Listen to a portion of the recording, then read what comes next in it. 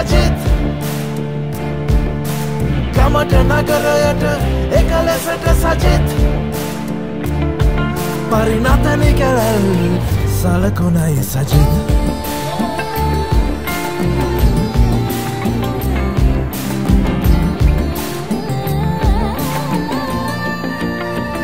හිසට සෙවනක් එකම තෙරණක් දයට අපමණ අලුත් හැඟුමක් උදා කළ මැන දැකුම් කළු මන ජනිත මදහස් මිනිස් පවුරක් නිල්ල පිරෙන ගෙත් සුපිපෙන සමරුතිලිනය තන COVID-19 නිසා හොඳින් අවබෝධ කරගන්න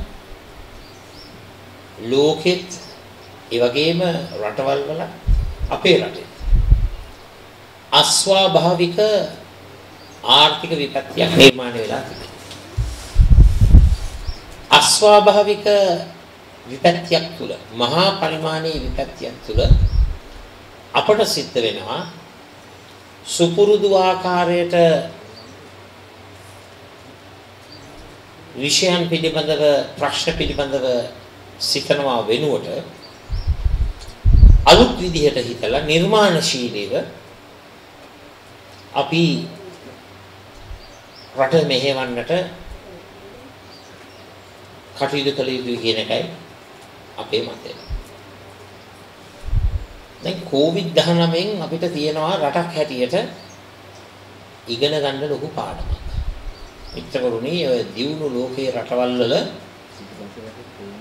බොහෝ විට ආණ්ඩු කටයුතු කරන ආකාරයයි අපේ ආණ්ඩු කටයුතු කරන ආකාරයයි මහා ලොකු පරස්පරයක් තියෙනවා.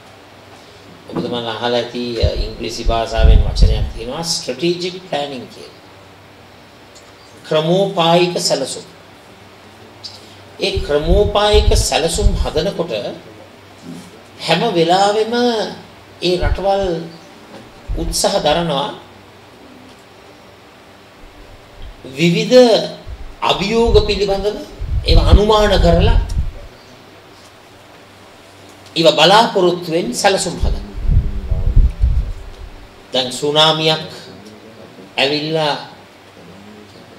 50000කට වැඩි ජීවිත අපේ රටේ අහිමි කරනකම් අපේ රටේ තිබුණේ නැහැ සුනාමියක් උදෙසා සැලසුම්. සුනාමියක් ගැන අහලවත් තිබුණේ නැහැ මං හිතන්නේ. හැබැයි මම අහලා තියෙනවා මේ පාසිකුඩා පැත්තේ තිබුණා මේ සුනාමි කියලා හෝටලයක්. සුනාමියකට පෙර මගේ මතකයේ හිටියේ සුනාමි කියන්නේ ජපන් වචනයක් කියලා තමයි මම අහලා තියෙන්නේ. එතකොට අපි සුනාමියකටත් අපි ළඟ සැලසුමක් තිබුණේ නැහැ. අහලවත් තිබුණේ නැහැ. එතකොට COVID-19 නිසා ඇතිවී තිබෙන මේ මහා ආර්ථික අවපාතයක් සිදු වෙයිද නැද්ද කියන එක මම හිතන්නේ රටක් හැටියට අපි අපේක්ෂා කරන්නේ. COVID-19න් අපි ඉගෙන ගන්න තියෙන ලොකුම පාඩමක් තමයි අපි රටක් හැටියට හැම සිදුවිය හැකි හැම දෙයක් පිළිබඳව ක්‍රමෝපායික සැලැස්මක් ඇති කරගන්න. එතකොට ඉංග්‍රීසි භාෂාවෙන් ඒවට කියනවා contingency planning. හදිසි අවස්ථාවකදී හදිසි මොහොතකදී මුහුණ දිය යුතු ආකාරය. එහෙම සැලසුම් කිරීමේ වැඩ පිළිවෙලක් අපේ රටේ. මම දැන් රජයක වසර 4මාරක් කැබිනට් ඇමතිවරයෙක් හිටියා. මහාචාර්ය හර්ෂ ඩි සිල්වා මැතිතුමත් ආචාර්ය හොඳ උගතෙක් ආචාර්ය හම්බුනේ නැහැ. එන ආචාර්ය හර්ෂ ඩි සිල්වා මැතිතුමා එතුමත් විදේශීය රටවල අත්දැකීම් ලැබපු පුද්ගලෙක් බහුලව ඒ අත්දැකීම් ලබලා තිබෙනවා. අපේ අනුරාධ විමලරත්න මැතිතුමත් විදේශීය අධ්‍යාපනයකින් පෝෂණය වුණු හොඳ තරුණ නායකයෙක්. මේ පිට රටවල් වල ඔය දියුණු ලෝකයේ රටවල් වල රටක් පාලනය කිරීමේදී තීන්දුව తీරන ගැනීම. ඒ ක්‍රමෝපායික සැලසුම් strategic planning ක්‍රියාත්මක කිරීමේ. ඒ වගේම විවිධ අවදානම් තත්ත්වයන් වලට contingency planning ක්‍රමෝපායක සැලසුම් උද්ගත විය හැකි අරුබුදකාරී තත්ත්වයන් වලට මේ වැඩ කටයුතු වල ඒ වගේ වැඩසටහනක් අපේ රටේ රජයක් තුල ක්‍රියාත්මක වෙන්නේ නැහැ බොහෝ දුරට විශේෂයෙන්ම මේ වර්තමාන රජයේ ඉතින් එදා වේල ටුවර්ස් ආණ්ඩුවක්. එදා වේල ටුවර්ස් ආණ්ඩුවක් කියන්නේ කොයිලාකට හිතුනහම බිලියන 700ක රාජ්‍ය ආදායම නැති කර ගන්නවා. තවත් වෙලාවක හිතුනහම ජාතිවාදයේ ජාති ભેදය, ආගම්වාදයේ ආගම් ભેදය, අන්තවාදයේ අවුස්සලා පිදුරු ගොඩවල් වලට ගිනි කූරපත්තු කරනවා. රටම විනාශ වෙන ක්‍රියාදාමය. තවත් වෙලාවක කොවිඩ් වගේ මහා භයංකාර තත්ත්වයක් පිළිපෙළි. පාර්ලිමේන්තුව විසිරවලා කොවිඩ් මර්ධනයට පෙර 3/2 ලබා ගැනීමට ප්‍රමුඛතාවය ලබා දෙනවා. මෙන්න මේ වගේ ඊ타මත්ම අක්‍රමවත් අසාර්ථක අදක්ෂ රාජ්‍ය පාලනයක් අපි මේ වෙන විට දකිනවා. කොටින්ම කිව්වොත් ආර්ථික විද්‍යාවේ ප්‍රධාන මූලධර්ම පිළිබඳව මම හිතනවා අංශු මාත්‍රයක අවබෝධයක් නැහැ. දැනුමක් නැහැ. ඒ නිසාම තමයි අද අපේ රටේ උද්ගත විලා තිබෙන ඒ බරපතල ආර්ථික තත්ත්වය තුළ විසඳුමක් ලබා දෙන්නට බැරිව මුළු රාජ්‍ය තන්ත්‍රයම ඇනහිටලා තියෙනවා. දැන් දේශපාලනෙන් මේ ගංගොඩවිල ප්‍රදේශයේ ජනතාව මොකද්ද බලාපොරොත්තු වෙන්නේ? දේශපාලඥයන්ගෙන් මොකද්ද බලාපොරොත්තු වෙන්නේ? මම විශ්වාස කරන ආකාරයට සියලු දෙනාගේ රටේ ජනතාවගේ ප්‍රධානතම බලාපොරොත්තුව තමයි දේශපාලඥයෝ පත් කරන්නේ ගැටලු වලට ප්‍රශ්න වලට විසඳුම් ලබා දෙන්න. ඉංග්‍රීසියෙන් කියනවා නම් problem solvers. ගැටලු විසඳන්නන් කොට්ටාස. එතකොට අපි පත් කරන්නේ ගැටලු විසඳන්න. නමුත් ඉතිහාසයේ පුරාවට අපි දැකලා තියෙනවා බොහෝ අවස්ථාවල දේශපාලඥයාගේ පත්වීම ගැටලුවක් බවට පත් වෙලා තියෙනවා රටට. එතකොට අපි පත් කරන්නේ ගැටලු නිර්මාණය කරන්න නෙවෙයිනේ. ගැටලු වලට විසඳුම් ලබා දෙන්න. හැබැයි පත් කිරීම තුළ Tamanගේ පත්වීම රටට ගැටලුවක් කරනවා. දැන් මේ මධ්‍යම පාන්තික ජන ප්‍රජාව මොකද අතර බලාපොරොත්තු වෙන්නේ? ඔබතුමන්ලාගේ ඔබතුමියන්ලාගේ බලාපොරොත්තුව සමානාත්මතාවය ශක්තිමත් කරන සම පිට්ටනියක තමන්ගේ දක්ෂතාවය, තමන්ගේ හැකියාව, තමන්ගේ අදිෂ්ඨානය, තමන්ගේ කැපවීම තුළ ඉදිරියට යන්න අවස්ථාව. මේක තමයි බහුතර මධ්‍යම පාන්තිකින් බලාපොරොත්තු වෙන්නේ.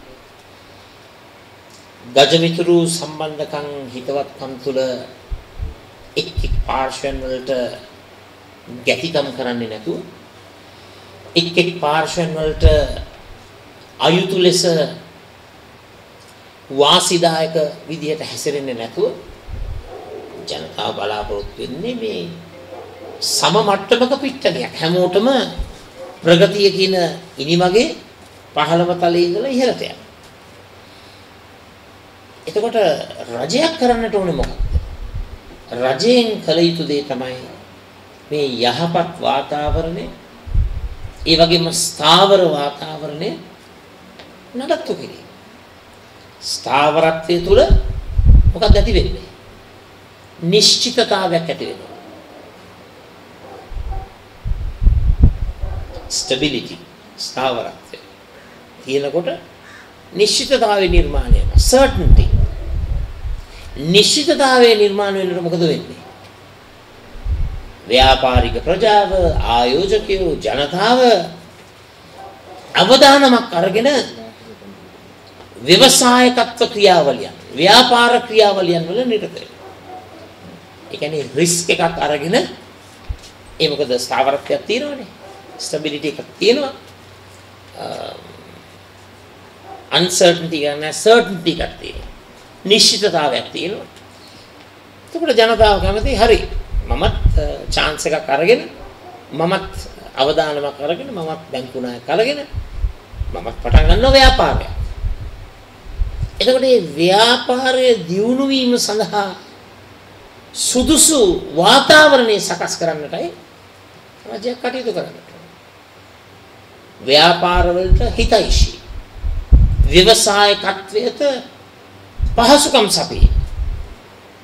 මේක තමයි ප්‍රධාන වශයෙන් මධ්‍යම පන්තියේ, ඉහළ මධ්‍යම පන්තියේ, ඒ වගේම සුළු මධ්‍යම පන්තියේ බලාපොරොත්තු. ඉතින් එසේ කරන්නට නම් මේ ස්ථාවරත්වයේ නිශ්චිතතාවය ස්ථාපනය කරන්න හොඳ පාලකයෙකු කොටසක් ඉන්නට ඕන. අවබෝධයක් තියෙන්නට ඕන. දර්ශනයක් තියෙන්නට ඕන. වැඩපිළිවෙලක් තියෙන්නට ඕන. ඉලක්ක කාල සටහන් සහිතව Tamanට වැඩ කටයුතු කිරීමේ හැකියාව සහ ඉලක්ක සම්පූර්ණ කිරීමේ හැකියාව.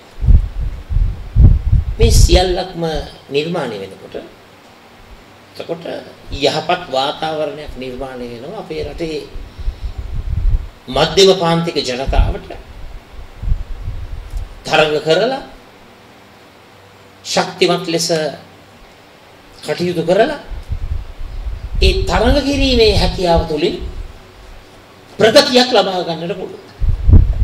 ජනතාව හැම වෙලාවෙම බලාපොරොත්තු වෙන්නේ ප්‍රගතිය, progress. ඉදිරියට යෑම. කවුරුත් කැමති නැහනේ ආපස්සට යන්න.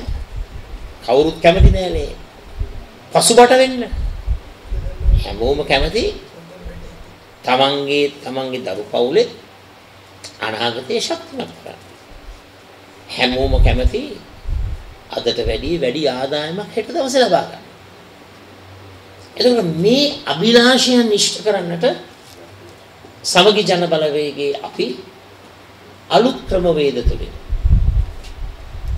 නිර්මාණශීලීව හිතලා අපේ හර්ෂද සිල්වා මැතිතුමා වගේ හොඳ පරිණත නායකින්ට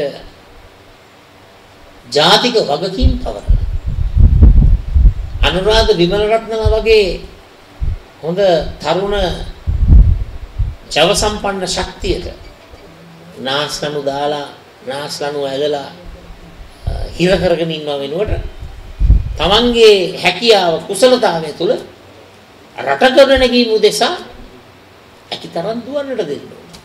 ඇතිතරම් වැඩ කරන්න අවස්ථාව දෙන්න ඕන. මම මේ උදාහරණ දෙක ගත්තා.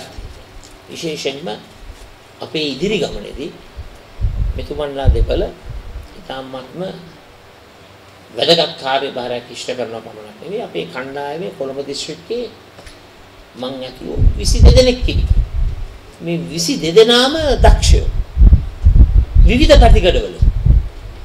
ඒ දක්ෂයන්ගේ දක්ෂතාවය ඒ අයගේ ඉංග්‍රීසියෙන් කියනවා නම් capabilities, harnessing capabilities, harnessing talents. ඒ ශක්තියින් ඒ හැකියාව මුසු කරගෙන අපි අපේ මාතෘ භූමියට අගයක් හැම වෙලාවෙම එකතු කරන්නට. ඒක තමයි දේශපාලනඥයෙක්ගේ වගකීම. value addition. අගයක් එකතු කිරීම. දැන් ජනතාවගේ මතය තමයි දේශපාලනඥයා කරන්නේ value addition නෙවෙයි value deduction. අගේ අඩු කිරීම. මේක තමයි පොදුවේ ගත්තල දේශපාලනඥයා පිළිබඳ තිබෙන වැරදි හැඟීම. ඒ වැරදි හැඟීම සිදු වෙලා තියෙන්නේ ඇයි?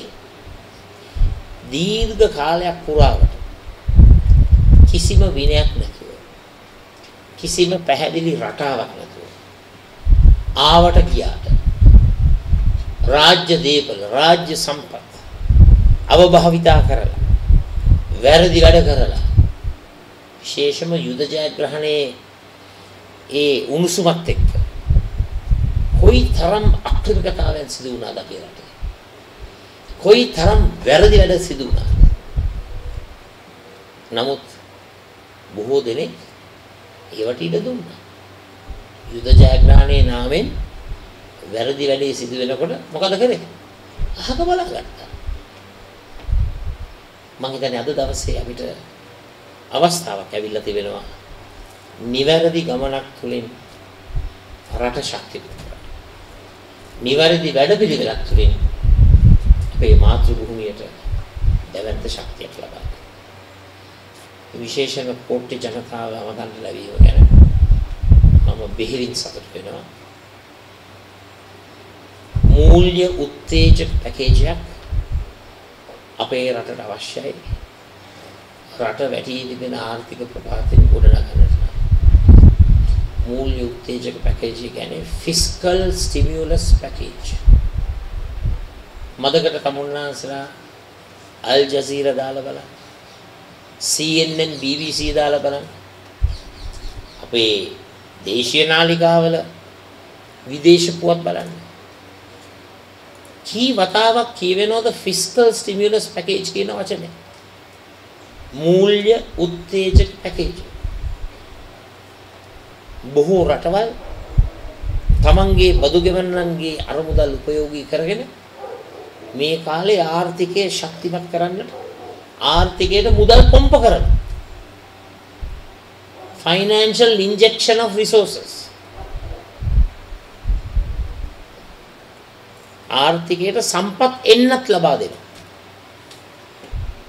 ඒක තමයි ඉටු වෙන්නට ඕන. හැබැයි වර්තමාන රජයට හැකියාවක් නැහැ මේක අවබෝධ කරගන්න. මේගොල්ලෝ හිතනවා මේ 5000 දෙකක් දුන්නාම ඒ ලැබෙන උත්තේජක ඇති කියලා. මිත්‍රවරුනි අපි රටක් හැටියට ඉදිරියට යන්න ඕන. ඉදිරියට යන්නට නම් අපේ ආර්ථික ක්‍රමෝපාය අපි හසුරවන්නට ඕන. රටේ අභිවෘද්ධිය සහ උන්නතිය. මම තරයේ විශ්වාස කරනවා අපිට ඒ දේ සිදු කරන්නට පුළුවන්. ඒ දේ සිදු කරන්නට නම් ජනතාවගේ අතට මුදල් ලබා දෙන්නට ඕන. ජනතාවගේ අතට මුදල් ලබා දුන්නා මොනවද වෙන්නේ? බොහෝ වෙලාවට එක්කෝ මේ කියන තුනෙන් කීපයක් වෙයි. පාරිභෝජනය, consumption, ආයෝජනය, investment, ඉතිරි කිරීම, savings.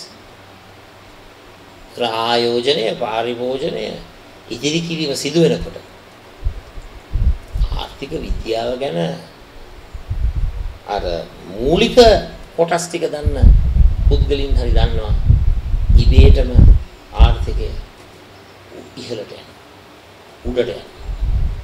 එහෙම තමයි 1929 33 කාලවකවානු තුලදී මහා දැවැන්ත ලෝක ආර්ථික අවපාතේ ලෝකයේ උඩට එළියට. ඉතින් ඔය ටික අවබෝධ කරගන්නට බැරි ආණ්ඩුවක් කොහොමද COVID-19ත් එක්ක අතිරේකව නිර්මාණය වුණු ආර්ථික බාධකත් සමග අපේ රට ගොඩ ගන්න කියන එක මට නම් හිතා ගන්නට බෑ. බිලියන 700ක් එකවරම රජයේ ආදායම අහිමි කරගත්ත ආණ්ඩුව. බිලියන 700ක් අහිමි කරගත්තයි කියන්නේ රාජ ආදායමෙන් තමන් විහිම්ම ආර්ථික සැලසුම් ක්‍රමෝපායන් තුළ කොනකට තල්ලු කරගත්තා. දැන් කොනකට තල්ලු වුණාම කොරෝනා වගේ අභියෝගයක් ආව මොකද වෙන්නේ? කර කියා ගන්න දෙයක් නැතුව අනාථ වෙනවා. අන්න අදාහන් උඩ සිද්ධ වෙලා තියෙන ලෝකය. ඉන්දියාව දෙනවා මහා විශාල මූල්‍ය උත්තේජක පැකේජ් එකක්. ඇයි ඉන්දියාවට ඒක කරන්න පුළුවන්කම ලැබෙලා තියෙන්නේ? ඉන්දියාව දුන්නේ නැහැ බිලියන ගණනාවක බදු සහන දීලා. රාජාදායම හිමි කරගත්තේ නැහැ. මේකෙන් අදහස් කරන්න එපා මේ බදු සහන ලබා දෙන එකට මම විරුද්ධයි කියලා. ඒත් වශයෙන් මම කැමතියි. මම low taxes පිළිබඳව. ඒ කියන්නේ අඩු බදු අය කිරීම පිළිබඳව විශ්වාස කරන පුද්ගලයෝ. මොකද ඇත්තටම බදු වැඩි වෙන්න ව්‍යවසායකත්වයේ දුර්වල වෙනවා. ආයෝජනය කරනට තිබෙන රුචිකත්වය නැති වෙනවා. ඒක සත්‍යයක්. නමුත් කරුණා කරලා මතක තියාගන්න අපිට සිද්ධ වෙනවා බදු අඩු කිරීමේ ක්‍රමවේදය කරනකොට ක්‍රමානුකූලව කරන්න.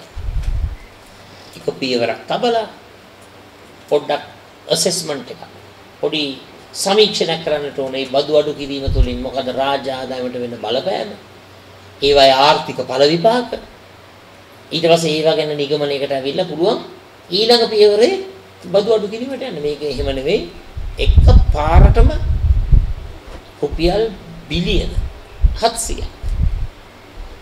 දැන් බිලියන 700ක් අහිමි කරගෙන රජයට බැරි වෙලා තිබෙනවා අර මූල්‍ය උත්තේජක පැකේජ් එක ක්‍රියා. ඔබතුමාලා දන්නවද එංගලන්තේ එක්සත් රාජධානියේ chancellor of the exchequer මුදල් ඇමතිතුමා එයාගේ තියෙනවා ෆර්ලෝ කියලා ප්‍රෝග්‍රෑම් එකක් වැඩසටහන. දන්නවද පෞද්ගලික ආයතනවල සේවය කරන සේවක සේවිකාවන්ගේ වැටුපෙන් 80%ක් ගෙවනවා එංගලන්ත රජය. එක්සත් රාජධානී රජය. බංග්ලාදේශයේ 100%ක් වැටුප් ගෙවනවා. හැමදාම නෙවෙයි. මාස 3ක් 4ක් දැන් එංගලන්තේ සැලසුම් කරලා තියෙන මාස 6ක්. ඒ කියන්නේ මේ තත්ත්වෙන් ගොඩෙන්න. දැන් ඇයි මෙහිම ආණ්ඩුව මෙච්චර උනන්දු වෙලා පඩි ගෙවන්නේ පෞද්ගලික ආයතනවල? මිනිසුන්ගේ අතට මුදල් ලබා දෙන්න. මිනිසුන්ගේ අතට සල්ලි ලබා දෙන්න. ඇයි? අතට සල්ලි ලබා දුන්නාම මොකද වෙන්නේ? ආයෝජනය, පාරිභෝජනය ඉතිරි කිරීම. ආයෝජනය, පාරිභෝජනය ඉතිරි කිරීම ප්‍රගුණ වෙනකොට ආර්ථිකයක් ඉහළට යනවා. ඉතින් අත්ත වශයෙන්ම අද රටේ සිදුවෙන රාජ්‍ය පාලනය දිහා බැලුවහම බොහෝම විහිළු සහගතයි.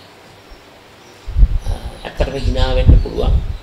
ඒ මොකද ජනාධිපතිවරණයේදී රටටම දැවැන්ත බලාපොරොත්තු ලබා දීලා මහා වියතුන් කොට්ටාසයක් අපේ රට සෞභාග්‍ය සම්පන්න කරනවා කියන ඒ බලාපොරොත්තුයි දුන්නේ. ඉතින් කනගාටුවේ 69 ලක්ෂයක් පැවතුණා. දැන් මේ මහා මැතිවරණයේ අවස්ථාවක් ලබා දෙනවා ඒ රැවටුණු 69 ලක්ෂයට තමන්ගේ වැරදි තීන්දුව නිවැරදි කරගන්න. ඉතින් මම ප්‍රාර්ථනා කරනවා මේ බල ප්‍රදේශෙත් මගේ කතාව අසාසිත තමුන්නාසලා ඒ වගේම තමුන්නාසලා ඉදිරියට ක්‍රියාත්මක කරන සෙසු ඥාති එහෙමත් නැත්නම් අසල්වැසියන් දැනුවත් කිරීම තුළ තමුන්නාසලාට අවස්ථාවක් එනවා අනිවාර්යෙන්ම ජනතා අධිකරණයෙන් මේ ආණ්ඩුවේ පැටිකිරිය පිළිබඳව තීන්දුවක් දෙන්න. මම බොහොම කාරුණිකව ආයාචනා කරනවා අපේ බුද්ධිමතුන් රාශියක් එක් රාශියක් කරගෙන අපේ රටට පරිණත පිරිසිදු දූෂණයෙන් තොර පරාර්ථකාමී රජයක්, ජනතාව ගැන හිතන රජයක්, ජනතාව වෙනුවෙන් දුෂ්කර ක්‍රියා කරන ඇමති මණ්ඩලයක්, අගමැති ඇතුළු. එතනදී මම අදහස් කරන්නේ you have to lead from the front. නායකත්වය දෙන්න ඕනේ ඒ අනිකුත් සියලු දෙනාටම ආදර්ශය. ඉතින් මම සූදානම් ඒ ආදර්ශය ලබා දීලා ඒකට මට කියන්න පුළුවන් දැන් මම ආදර්ශමත් මේ වැඩේ කරනවා. කරුණා කරලා සෙසු අය මා අනුගමනය කරන්න. එතකොට අපිට කියන්න පුළුවන් රටේ ජනතාවට දැන් මෙහෙමයි වැඩ කටයුතු කරන්නේ මුළු රටම අනුගමනය කරමු. මම හිතන්නේ අද රටේ තියෙන ප්‍රශ්නේ තමයි පරමාදර්ශී චරිත අඩුයි. ඒවයි හිඟයක් තියෙන. අපේ අදහස පරමාදර්ශී පවිත්‍ර දේශපාලනය, රාජ්‍ය පාලනය, ජනතාවගේ සුභසිද්ධිය උදෙසා සොඳුරු ආණ්ඩුවක්. ජනතාවගේ දුක දකිනකොට හදවතට කැක්කුමක් එන ආණ්ඩුවක්. හිතක් පපුවක් ඇති ආණ්ඩුවක්. සොඳුරු ආණ්ඩුවක්. ඒ වගේම විනයානුකූල රාජ්‍ය පාලනය ස්ථාපනය කරන්නට අපි අනිවාර්යයෙන්ම කටයුතු කරනවා. තමුන්නාන්සලාගේ ඉහළම සහයෝගයෙන් අපේ හිතවත් හර්ෂිත සිල්වා මැතිතුමාව ඉහළින්ම ඔසවා තබන්න අනිවාර්යයෙන්ම එතුමාට තිබුණටත් වැඩිය ඉහළ රාජ්‍ය වගකීමක් රටේ වගකීමක් අපි අනිවාර්යයෙන්ම සුවසැරිය 1990 නිර්මාතෘවරයාට අපි ලබා දෙන්න කටයුතු කරනවා. දැන් නම් ඉතින් සුවසැරියට උප්පැන්න දෙන්න බොහෝ දෙනෙක් ඉන්නවා. අර කියමනක් තියෙනවනේ අර හොඳ දෙයට උප්පැන්න දෙන්න බොහෝ දෙනෙක් ඉන්නවා. ඒක දහසක්. ඔව්. නමුත් යම් කිසි වරදකට කිසිම අයිතිකරුවෙක් නැහැ. කෙසේ වෙතත් මම ආඩම්බර වෙනවා හර්ෂිත සිල්වා මැතිතුමත් එක්ක එකට ගමනක් යන්නට පුළුවන්කම ලැබීම ගැන. ඒ වගේම මම සඳහන් කරන්න ඕන අපේ අනුරාධ විමලරත්න මැතිතුමා බොහොම ශීඝ්‍රගාමී චරිතයක්. දැක්කනේ මෙතන යන්න හැදුවා මේ මොකද වැඩක් තියෙනවා කියලා. ශනික තීන්දුව ගන්න හරි විනාඩියක්. ඒ ගංගොඩවිල ජනතාව බලාපොරොත්තු වෙන වසර දෙකක්. ඉතින් එතුමත් බොහොම හොඳ තරුණ චරිතයක්. එතුමාටත් විජයග්‍රහණයක් ලබා දෙන්න මමත් මේ දිස්ත්‍රික්කයේ අපේක්ෂකයෙක් හැටියට ඉදිරිපත් වෙනවා. අපේ හොඳ දක්ෂ 22 දෙනෙකුගේ කණ්ඩායමක් ඉන්නවා. ඒ තමුන්නාන්සලා අපේ මේ දක්ෂ අලුත් ගමනට ශක්තිය ලබා දෙන්නේ කියලා ඉල්ලීමක් කරමින් සියලු දෙනාටම ජය වේවා කියලා ප්‍රාර්ථනා කරනවා. ඒකම මම ආරාධනා කරනවා. මම තාවකාලිකව නිවේදකයෙක් කියලා මම ආරාධනා කරනවා. මම හිතන්නේ පළවෙනි වතාවට නායකයෙක් අනවුන්ස් කරන්නේ මේ සහෝදර අපේක්ෂකයෙක්. මම හිතන්නේ ඒකත් මම කරන්න ලෑස්තියි. අපේ සහෝදර මට කවදත් හිතවත් මාත් එක්ක හැම වෙලාවෙම හිටගන්න අපේ අනුරාධ විමලරත්න මැතිතුමාටත් තමුන්නාන්සලා ආමන්ත්‍රණය කරන්නට අවස්ථාව ලබා දෙන්න. ජය වේවා. ඔව්. අහන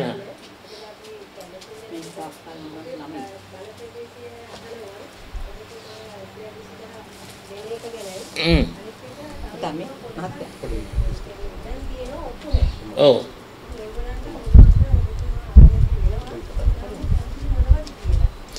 පළවෙනිම කාරණාව තමයි 20000ක මුදලක් ලබා දෙන්නේ ජන සමාජයේ අසරණම කොට්ටාසයට.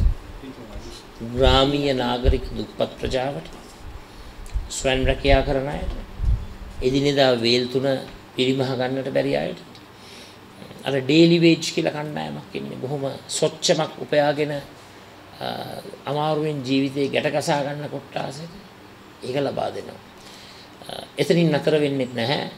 ආණ්ඩුව පිහිටවල පැය 24ක් ඇතුළත තෙල් මිලත් අඩු කරනවා. හරි? එතකොට දැන් ওই දෙකම කරන්න විද්‍යාත්මක හේතුවක් තියෙනවා. මම දැන් මෙච්චරලා කිව්ව කතාව. 20000 දෙනකොට තෙල් මිල අඩු වෙනකොට මොකද වෙන්නේ? අතට මොකද වෙන්නේ? අතේ සල්ලි වැඩි වෙනවා. එතකොට සල්ලි වැඩි වෙනකොට ලයිව් ප්‍රෝග්‍රෑම් එක ඔයාගෙන කිව්ව ඇතිනේ දැන්. ඇති ඇති. හයට ලයිව් ප්‍රෝග්‍රෑම් එක කියලා බලන්න. වෙන මොනවද කියන්න එපානේ. හයට ලයිව් ප්‍රෝග්‍රෑම් එක බලන්න කියලා. ඔන්න හයට බලන්න අපේ මෙතුමගේ මේ සජීවී වැඩසටහන අපේ අනුරාධ මෙතුමයි සිරස.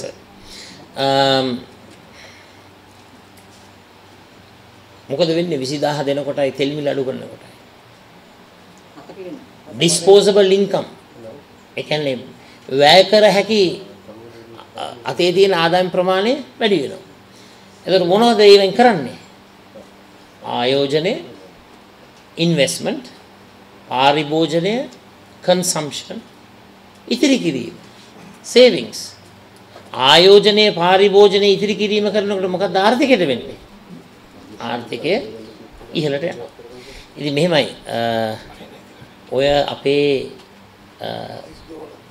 අපි මේ වැඩසටහන් ක්‍රියාත්මක වෙනකොට විශේෂයෙන්ම සමහර මාධ්‍යවල ඔය සම්පූර්ණ කතාව කියවෙන්නේ නැහැ. ඉතින් සමහර කොටසක් ඉන්නවා cut and paste අතනින් කපලා මෙතනට paste කරලා වැරදි මත රටට ඉදිරිපත් කරන්න හදනවා. මේ වැඩසටහනේ කිසිම වරදක් නැහැ.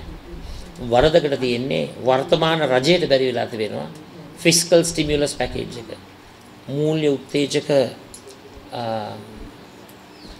පැකේජ් අපේ රටේ ජනතාවට ලබා දෙන්න. ඔබතුමී මේ දෙවෙනි ප්‍රශ්නේ මොකක්ද ඇහුවේ? ඉඩම් ඔක්කොම. ඒ කියන්නේ මේ රජයේ ඉඩම්ද? ඔය එක වෙන්න ඕන.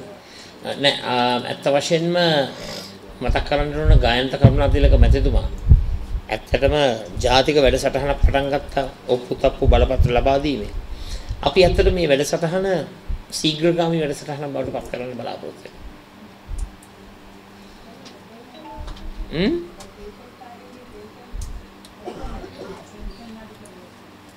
ඔය ඉතින් ඕවා ගැන හිතුවේ නෑනේ මේ නොවැම්බර් 16 වෙනිදා. නොවැම්බර් 16 වෙනිදා තොග පිටින් ගිහිලා දුන්නා මං කියන්නේ ඔබතුමිය නෙවෙයි. නමුත් ඒවා අපි ඔක්කොම නිවැරදි කරන දැන් ඇත්තටම මේ ජනවාරි ඉස්සෙල්ලම ආණ්ඩුව පටන් ගත්තේ කප්පාදුවෙන්. වැටුප් කප්පාදුවයි. රජයේ 10000 නොගැලපීම වැටුපට. ඒ වගේම විශ්‍රාම වැටුප් ඔබතුමිය කිව්වා වගේ විෂමතාවයයි. ඒ වගේම අර රාජ්‍ය සේවයේ විධායක නිලධාරීන්ට ලබා දුන්නු 15000 අමතර ප්‍රතිපාදනයත් කැපුවා. මං හිතන්නේ අර නොවැම්බර් 16 රාජ්‍ය සේවයේ නිලධාරීන් මේ ආණ්ඩුවට වැඩියෙන් සැලකපු නිසා වැඩියෙන්ම කපන්නේදී කියලා තමයි මං හිතන්නේ. නමුත් ඒක අපි නිවැරදි කරනවා.